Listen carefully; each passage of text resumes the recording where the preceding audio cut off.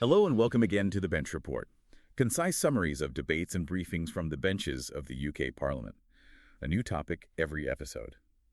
You're listening to Amy and Ivan.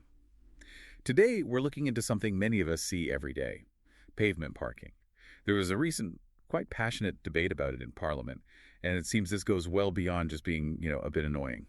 That's certainly what came across. MPs were stressing how it's not just about blocked paths, it's about pedestrians, ordinary people being forced out into the road, into moving traffic, creating these moments of, real danger and exclusion every single day. Exclusion. So it's fundamentally about access, isn't it? Not just inconvenience. You think about parents with prams or wheelchair users, people with sight loss. Exactly. They face this awful choice, risk the road with cars going past, or just give up and turn back. It impacts their ability to just get around their own neighborhood safely. What's the actual human cost then when you look at the figures? Well, the statistics highlighted are quite stark.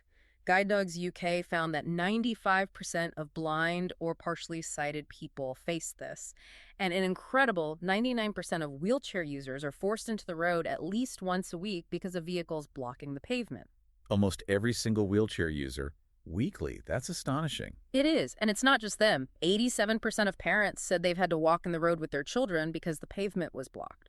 So it's systemic, not just odd occurrences. Those numbers really paint a picture, and it sounds like the impact stretches further than immediate safety risks. It certainly does. Think about older people or those with disabilities. It can genuinely increase social isolation. If getting out feels dangerous or difficult, they might just stay home more often. Which discourages walking, general active travel, even maybe popping to local shops. Precisely. And there's another angle, too, the physical damage to the pavements themselves. Cars weigh a lot more than pedestrians. Parking on pavements cracks the slabs, creates trip hazards. Which must cost a fortune to fix. Indeed.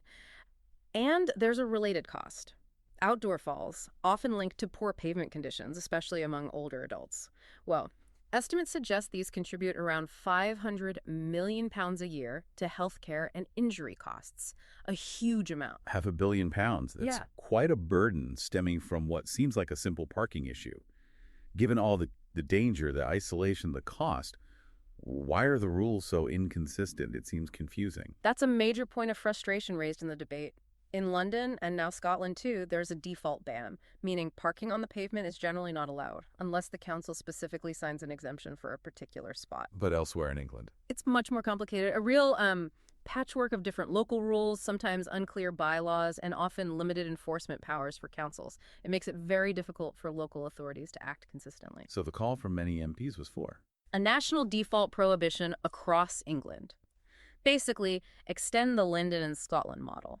Make it clear pavement parking isn't allowed, but empower local councils to identify specific streets where, perhaps due to narrowness, an exception is genuinely needed.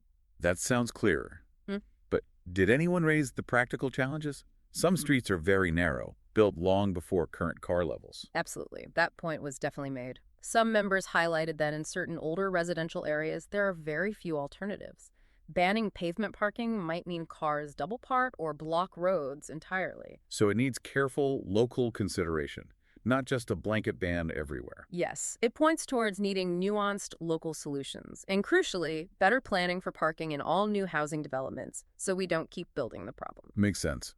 So where does the government stand on this now? All this debate must lead somewhere. Well, this is where some impatience was evident.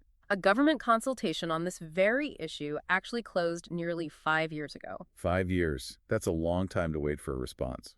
It is.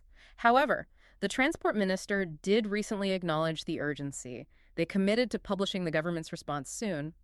What was quite striking was the language used. The minister described pavement parking as a social justice issue. Social justice. That frames it very differently, doesn't it? Beyond just traffic management. It does. It suggests a recognition of the equity and access issues we've been discussing. It elevates the problem significantly. So perhaps a more decisive approach is finally on the cards after that long wait. It certainly highlights how something seemingly minor can deeply affect people's lives and public costs. It makes you think differently about seeing a car up on the curb, doesn't it? Who might need that space? Definitely. It's about shared space and basic consideration. As always, find us on social media at Bench Report UK. Get in touch with any topic important to you. Remember, politics is everyone's business.